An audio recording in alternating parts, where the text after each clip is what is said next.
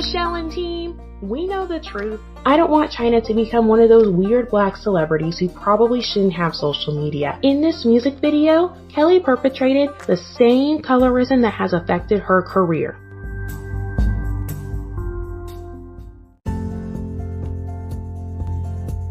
Hey y'all, I'm Etta Grace and you're listening to Black Girl Talks Pop, where I talk about pop culture and all the hits and misses in between. This episode is the first music haul for 2021. Hooray! I listened to and purchased music by Michelle Williams and Kelly Rowland, so I'll talk about those.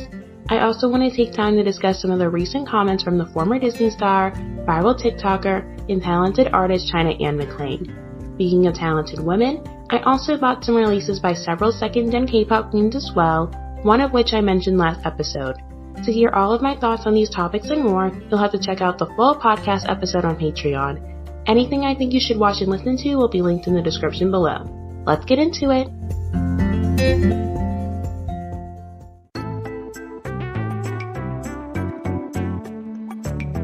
This is my music haul! I can't wait to share the music that's newish to me. The music that I've mentioned and purchased will be available in the Spotify playlist that you can find in my link tree in the description below.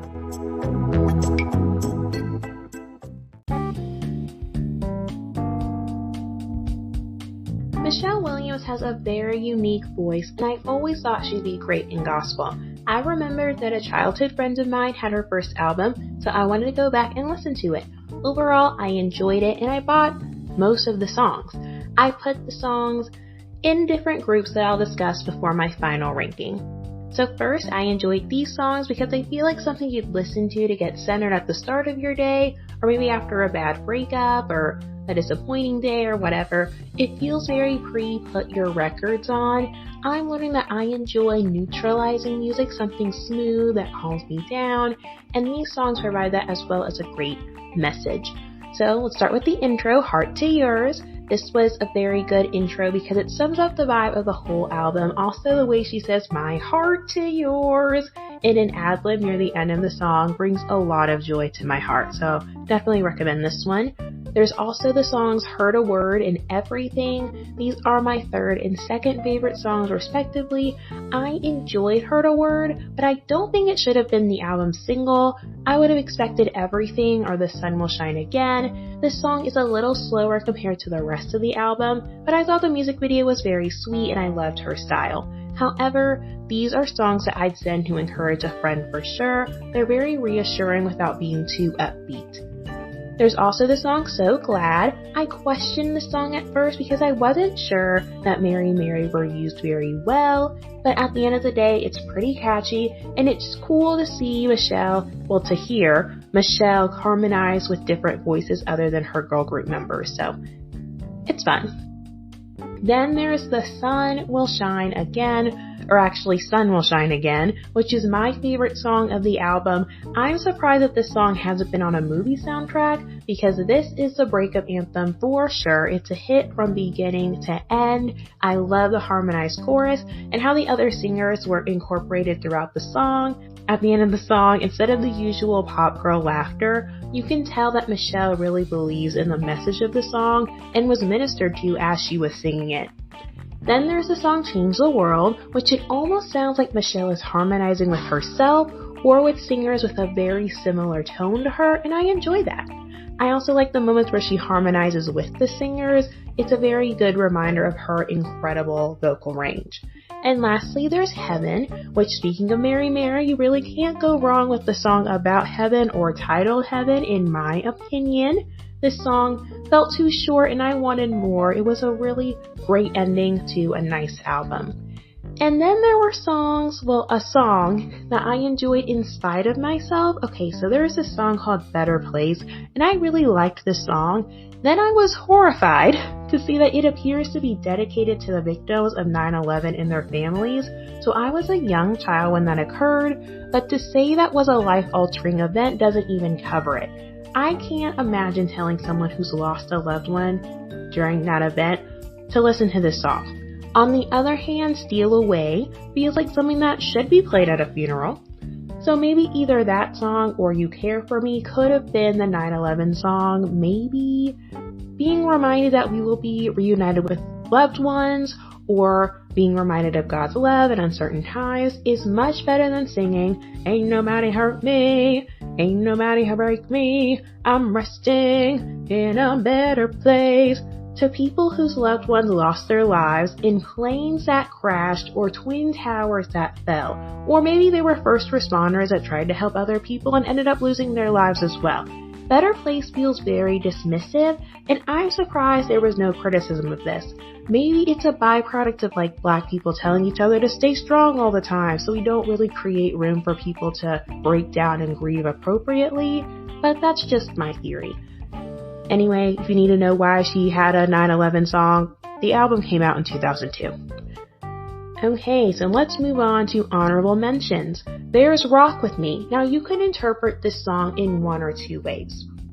It's either that outfit that you know is bad, but you keep accessorizing it to make it work because you want to wear it so badly, or it's that outfit that's nice in theory, but it may not be the right style for you, or you're just not sure how to put it all together. This was the one song that felt like a departure from Michelle's usual sound, and while I usually appreciate experimentation, it ended up sounding very old-fashioned. The rest of the album is surprisingly modern for being almost 20 years old, but this song seems like a church choir wanted to incorporate MJ to grab the youth, yo, and it didn't work. I got some awesome God feels for this song as well, so I thought maybe she should have called Kirk for this because he could have helped her write a better song. Then there's You Care For Me. I like the song a little less than the other songs on the album, but this was Black movie magic, so of course I'm buying it. This is like I've got to go back to God to get my life together song. However, I wish the other artists would have gotten solos like Mary Mary did on So Glad. And then there's Gospel Medley. So, I bought this song, but we have to talk about this. Revelation 23:9 says, "I am the Queen. Beehive knows my voice."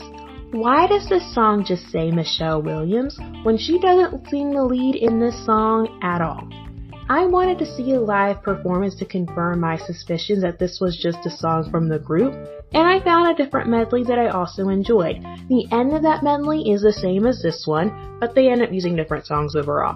However, I noticed that Michelle's team has uploaded this album to Michelle's YouTube channel with the comments turned off. Michelle and team, we know the truth. Like, was it their concern that the mere mention of other people's names would distract from Michelle's talent? We just heard her on 8 other songs. Also, we're kind of all here because she's Michelle of Destiny's Child.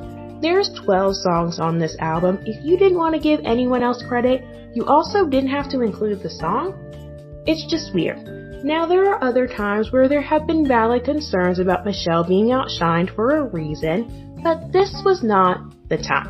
Can we talk about Michelle's cover featuring Beyonce and Kelly Rowland of Say Yes at the Gospel Music Awards? There's vibing to a song, and then there's whatever Miss Carter was doing. I know she listens to gospel at home, and that delights me. If you've grown up with gospel, there's a certain way that it affects you like no other genre of music. There's a way that God uses it to bring up anything you were trying to suppress, and you have no choice but to work it out in the throne room. I feel like Beyonce was enjoying the song, but also breaking some chains up there, okay? While I love that she was finding freedom, she was taking some attention away from Michelle, and Kelly was like, "What is going on over there? Ma'am, can you get it together?"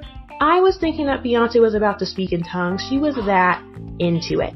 By the way, I love Kelly's hair in the music video. She can't rock a bad hairstyle. Let's move on to the final ranking. Is this a hit or a miss? Is this a hit or miss? Even though my mind wasn't blown by the album, and I would need to listen to the first 10 seconds to remember some of the songs, I enjoyed the listening experience, and I had opinions about the album in general. I would rate the album 10 out of 10 scented candles, but we have to blow some out. I'd blow out a candle for Better Place because I already said why, so I would have taken it off the album. Then I'd blow out a candle for Rock With Me because it's just not a good song. And then I dim out a candle for the collaborations. I enjoyed them, but they weren't as strong as I thought they'd be, especially with the fact that she collaborated with gospel heavyweights. She either underutilized people or just didn't give other people their credit. The best collaboration was definitely Steal Away. I feel like Michelle really brought it vocally. I think she could have debuted with 10 strong songs on this album. But whatever, in spite of my expectations, I give this album 7.5 out of 10 scented candles. I'm not surprised that the album peaked at number 1 on the Gospel Albums chart. It's Michelle Williams, and it's good. Unfortunately, it didn't do as well as the Billboard 200, and community, we have to talk about this. We keep saying that we want to uplift Black women with different looks and with a different sound, and we complain about every, Black women artists that's in the mainstream being so sexual, but do our playlists and our purchases really reflect what we're tweeting? Are we supporting Black women's artistry at all? Or are we just using one set of Black women's artistry to put down another's? Just some food for thought.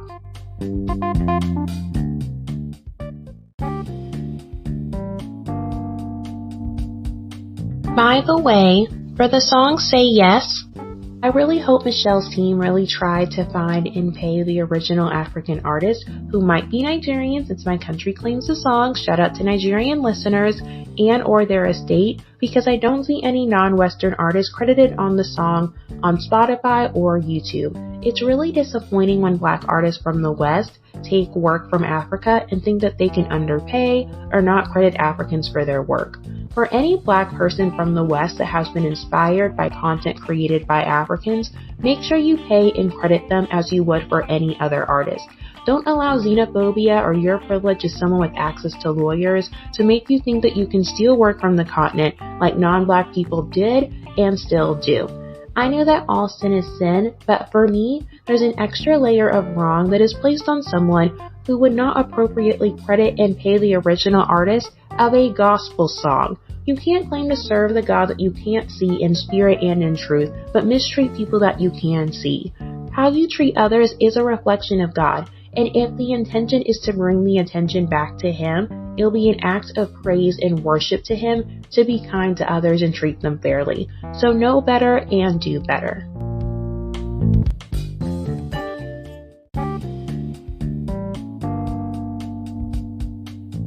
Last summer, Kelly Rowland released an EP called Flowers after a break from the music scene. You know how much I enjoyed seeing her on screen last Christmas, so I was looking forward to supporting her music. However, I was disappointed when I realized that the love that I and many dark-skinned Black women have for Kelly Rowland was not reciprocated or at least prioritized on this project. I've realized that Black men are to Black women progressives as quote-unquote hard-working Americans are to centrist Democrats, an object of obsession, even though the feeling is rarely mutual. Black women progressives are obsessed with Black men, particularly the Black male form, and I didn't realize how strong this one-way bond was until I watched music videos for this EP.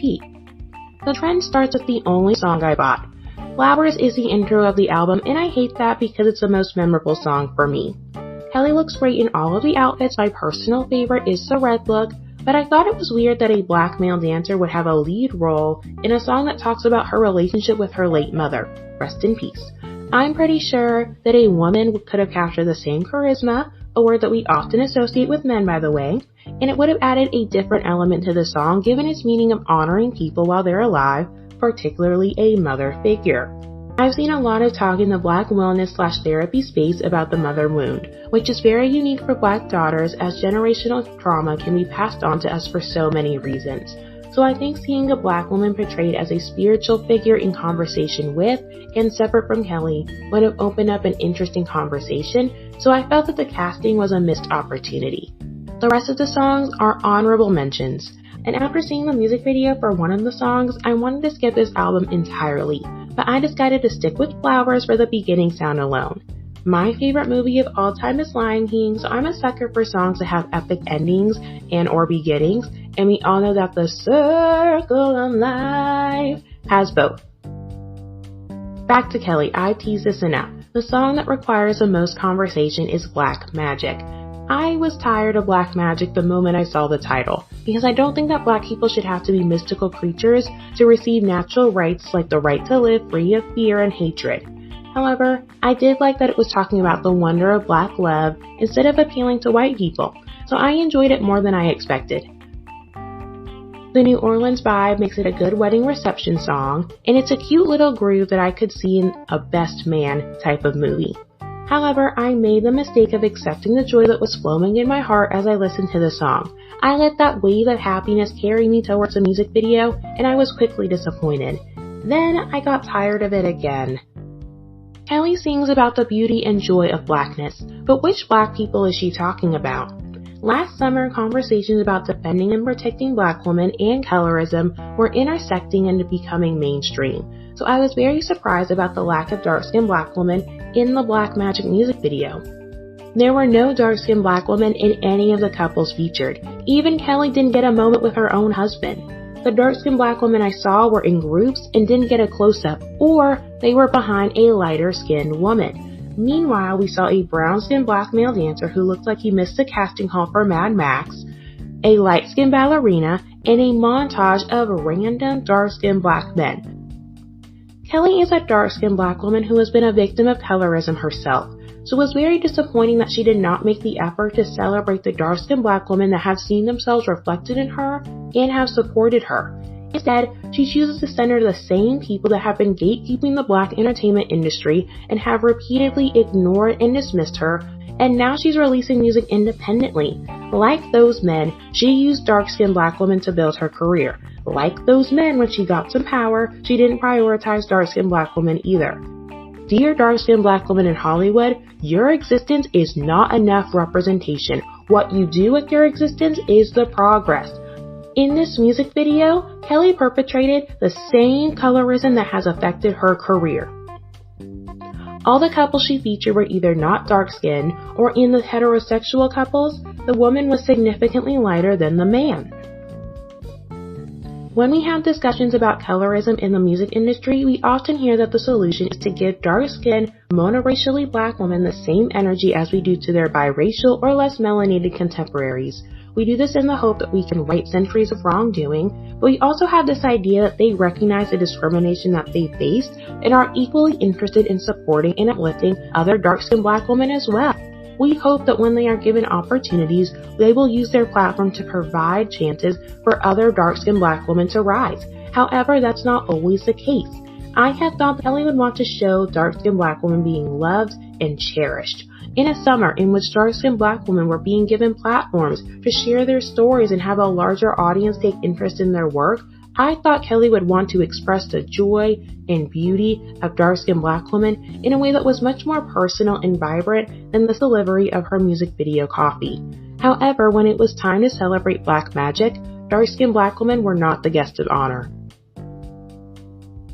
Musically, I did appreciate that every song has a completely different sound on the EP. I don't need a cohesive album or EP, so I was perfectly fine that I didn't get one. I wish that she had done a music video for Crazy instead of Hitman, because I would have loved to see Kelly in a 70s inspired music video or roller skating next to some dark-skinned black skater girls. I'm surprised that Keke Palmer, Victoria Monet, and Kelly Rowland were some of the few artists that leaned into the disco sound last summer, especially with the rise of black skater girls on Instagram. It would have been nice if those worlds had collided more.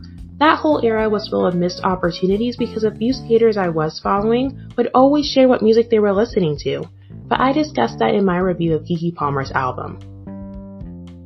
Overall, I would give this EP a 6 out of 10 flowers. It's good, but most of the songs weren't strong enough to be singles, in my opinion, and I have to admit that a few petals fell after seeing the Black Magic music video.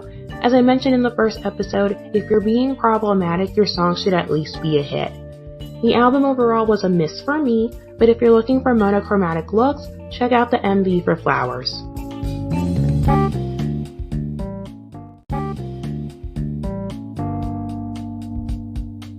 Sometimes I question my musical taste. As someone whose musical sensibilities were informed by Yahoo Music and Disney Channel, I've seen the artists I like being ridiculed, dismissed as teen girl pop, or even labeled a guilty pleasure, because anything young women like cannot possibly be critically acclaimed by grown men in public. However, I've stood my ground, and for my 25th birthday that just occurred, Taurus baby, I decided to follow my gut and revisit the debut EP, 25, from Secret's very own Song Ji-yoon. I remember enjoying this EP, but I was a terrible secret time and did not buy it. I'm trying to be better, okay? When I heard the intro song Janice, I said, yes, I know what I want and I can have what I want. As for me in my house, we will listen to music that sounds like 2000s pop. Like, it's non-negotiable at this point. When I heard the song 25, I loved it again. Everything about it is so effortless and feminine, and June looks so good in the MV. I loved her haircut and all of her outfits. It really is the perfect song for her.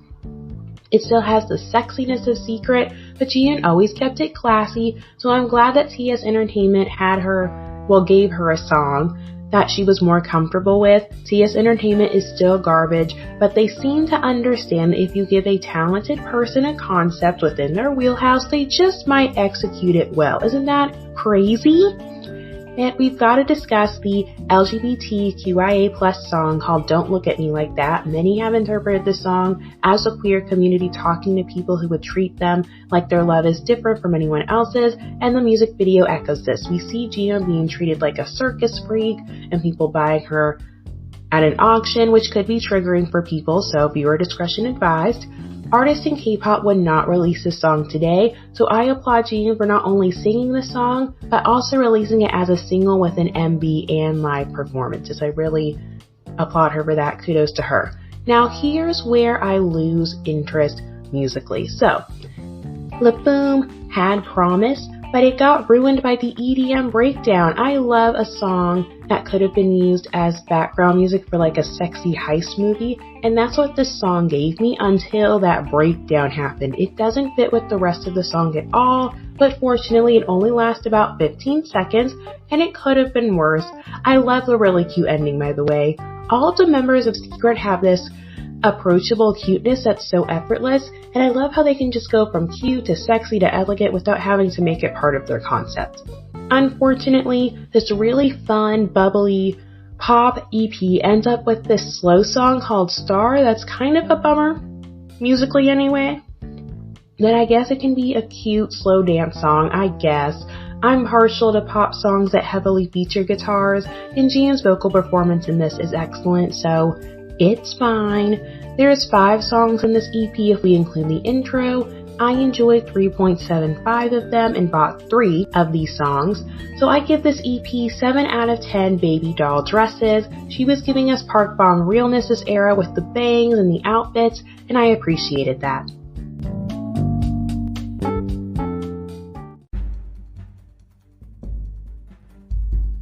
Let's talk about these enemies of progress that block the path towards Black liberation.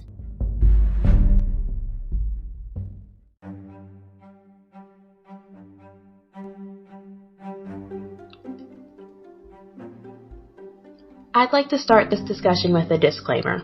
Any Christian content I do is for us Black women who are Christians to talk amongst ourselves. However, everyone is welcome to respectfully engage with this subject.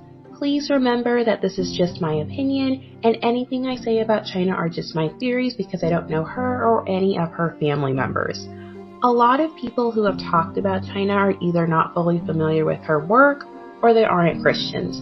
So I wanted to provide my perspective as a Christian who's actually followed most of her career on and off the internet. One additional enemy of progress I'd like to discuss is misinterpreting someone's content. From what I've seen, China's explicit discussions about God started with the Instagram videos. I'm pretty sure it was painful for China to make the decision to leave Black Lightning, and the Christian community and the Black community do not allow anyone, especially women, to fully process their pain in peace.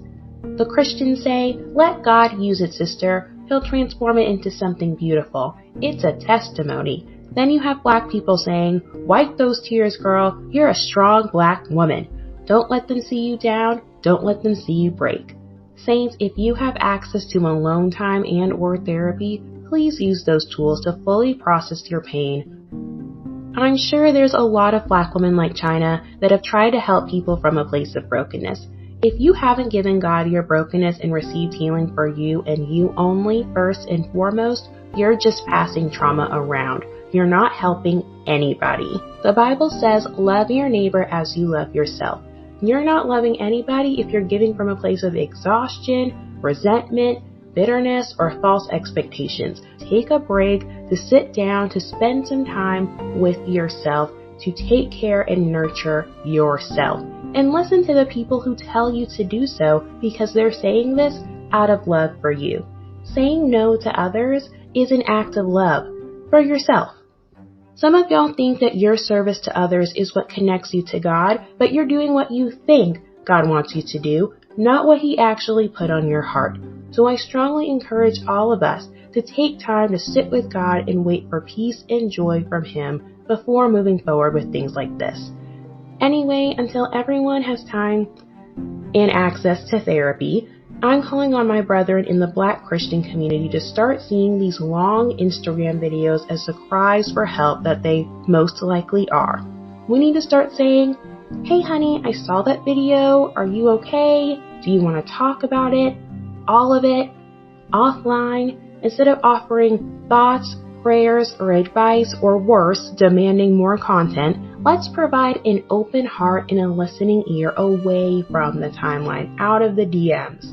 We made the mistake of seeing China's videos as a call to action to support China or a freedom cry or something, but it might have just been her way to express her pain. Instead of us saying, "Take your time, girl, we'll be here for you when you come back," we were like, "Yes, China, say it, girl. We want more of this, girl. We want more from you."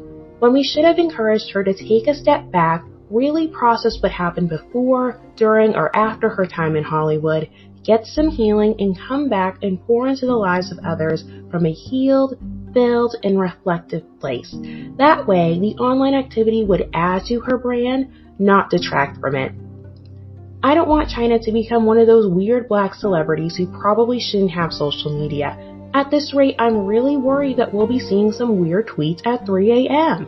What I want is for China to have a fulfilling career, and I believe that she can do so and still live a life of faith. But in my opinion, this is not the way.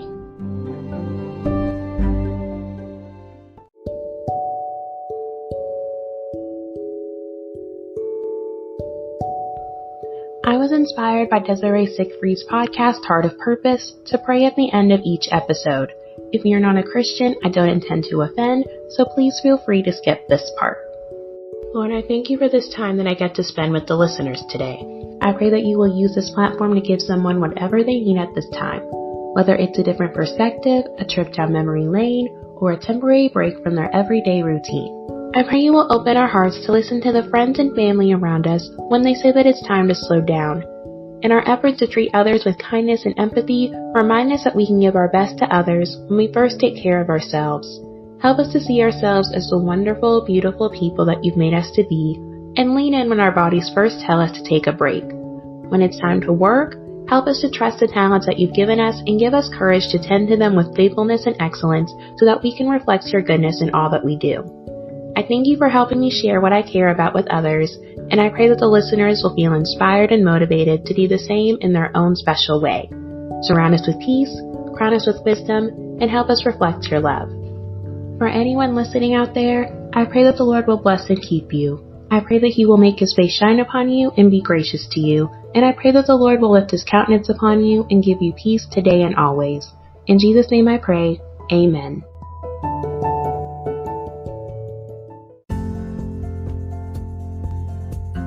It's over? Can this podcast go on forever?